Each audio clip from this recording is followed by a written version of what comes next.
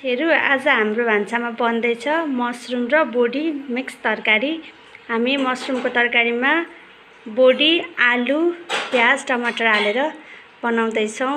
यो चाहिँ हाम्रो बटन मसरुम या डल्ले च्याउ पनि भन्न सकिन्छ। मैले यसलाई सफा गरेर राम्ररी धोएर काटिसके र आलु प्याज पनि रेडी पारिसके। पनि तातिसक्यो। मैले तेल हाले। अब यसमा हामीले थोरै मेथी हाल्छौं, त्यसैगरी जीरा, ज्वानो, मेथी अलि रातो रातो भएपछि प्याज र हरियो खुर्सानी,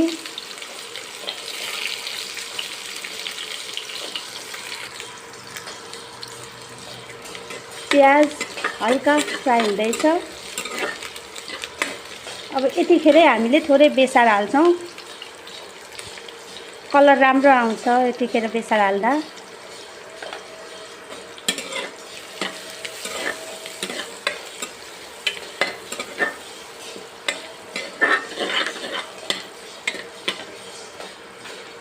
अब आलु,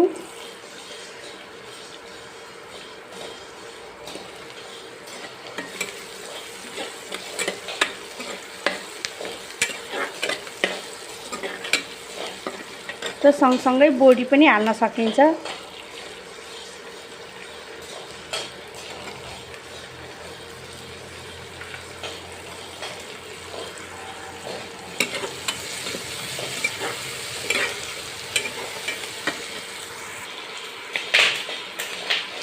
बोडी र आलु यतिको फ्राई भएपछि अब हामीले यसमा मसरुम राख्न सक्छौं।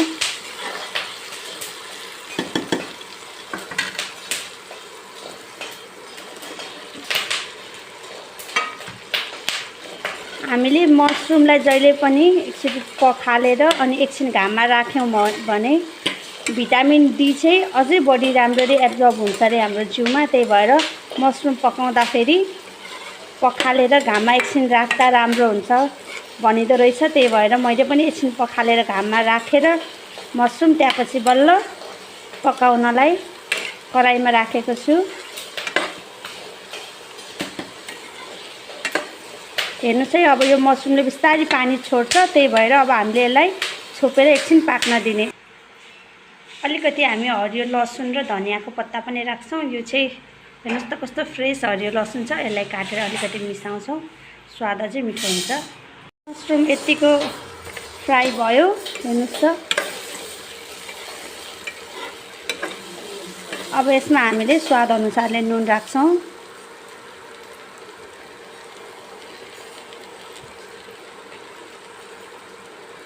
थोरै धुलो खुर्सानी पनि राख्छौं र मसला, यो चाहिँ जिरा धनियाको धुलो मसला हो।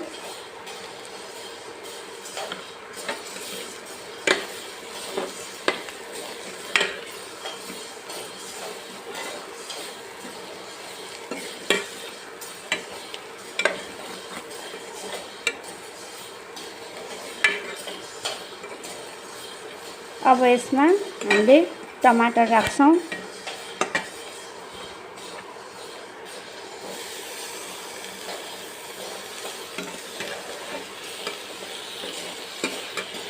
र एकछिन अब यो टमाटर राम्ररी गल्न दिन्छौं। टमाटर हालिसकेपछि हामीले माथिबाट यो काटेर राखिएको हरियो लसुनको पत्ता पनि राख्न सक्छौं। अब यो सँगसँगै एकछिन पाक्छ।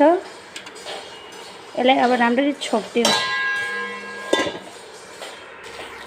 टमाटर मजाले पाक्यो। अब हाम्रो तरकारी यस्तो देखिरहेको छ।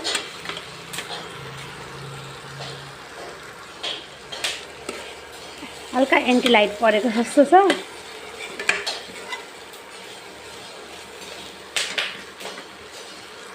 हामीले थोरै ग्रेभी हाल्छौं, अलि सुक्खा भएको छ। फ्राई मन पर्ने, यस्तो सुक्खा मन पर्नेले चाहिँ यसै गरी अब धनिया हालेर सर्भ गर्न सक्नुहुन्छ। हामीहरूलाई चाहिँ अलिकति हल्का ग्रेभी भएको मन पर्छ। त्यही भएर थोरै मैले चाहिँ थोरै मात्र पानी राखेँ।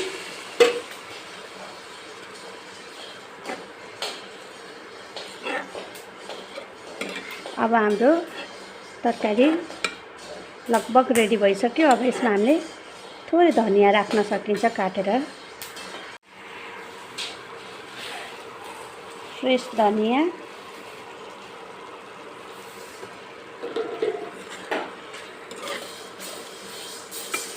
मिठो मसरुम र बोडीको मिक्स तरकारी रेडी भयो। साथीहरू कस्तो मिठो देखिएको छ तरकारी। हजुरहरू पनि यसै गरी पकाएर सबै परिवार मिलेर खान सक्नुहुन्छ। ल त आजको लागि यति नै, बाई।